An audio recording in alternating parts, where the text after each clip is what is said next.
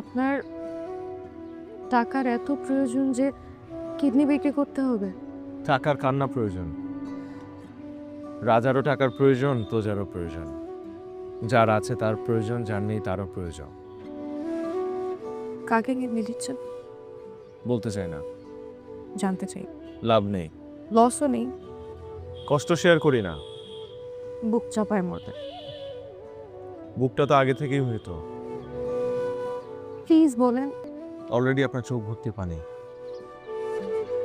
আপনার যে পরীর মতো সুন্দর মুখটা দেখে আমি অভ্যস্ত। আমি সবসময় সেই মুখটাই দেখতে চাই, এরকম কান্না মাখা মুখ দেখতে চাই না। এই হাসি মাখা মুখ চিরজীবন পাশে রেখে দেখতে চান না? ওমা, বন্ধু হয়ে পাশে থাকলে তো সবসময় দেখবই। চলেন একটু হাঁটি। কিডনি দিয়ে কেউ মারা যায় না যে হাত ধরে স্মৃতি করে রাখবো।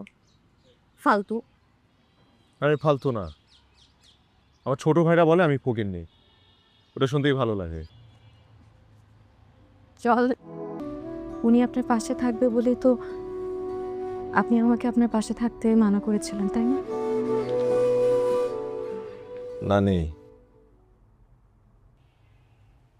মানে মানে আমি আমার কিডনিটা দান করেছি আমার একমাত্র ছোট বোনকে।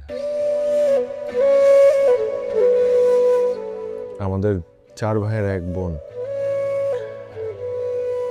ছোটবেলা থেকে বাবা মা খুব কষ্ট করে বড় করেছে আমাদেরকে। আমি ছোটবেলা থেকে খুব ভবঘুরে টাইপের ছিলাম, মাঝে মধ্যে এদিক ওদিক হারিয়ে যেতাম, কেউ খুঁজে পেত না। পরিবারের কোনো কাজে আমাকে কেউ কখনো খুঁজে পায়নি, তাই আমাকে পরিবারের কেউ বেশি একটা পছন্দ করতো না। কারণ ওই যে পাঠ্য বইয়ের চাইতে গল্প উপন্যাসের প্রতি ঝোঁক বেশি ছিল আমার। আমাদের সব ভাইরা খুব ভালো অবস্থানে আছে, সবাই এস্টাবলিশড, শুধু আমি ছাড়া। আর আমাদের বোনটা একটা ছেলেকে ভালোবেসে বিয়ে করেছিল 4 বছর আগে, নিম্ন মধ্যবিত্ত পরিবারের এক ছেলেকে। কিছুদিন আগে জানতে পারি আমার বোনটার একটা কিডনি পুরোপুরি ড্যামেজ, আর একটা কিডনি সার্ভাইভ করার মতো। আপনি জানেন আমাদের ভাইয়েরা ছোট বোনটার এই কথাটা শোনার পর কেউ এগিয়ে আসেনি, কোনো সহযোগিতা করেনি, আর্থিক সহযোগিতা, মনস্তাত্ত্বিক সহযোগিতা, কোনো কিছু। আমি তো কোনটার গরিব একটা ভাই, আমার কাছে তো টাকা পয়সা নেই, তাই আমি আমার কিডনি দিয়ে দিয়েছি,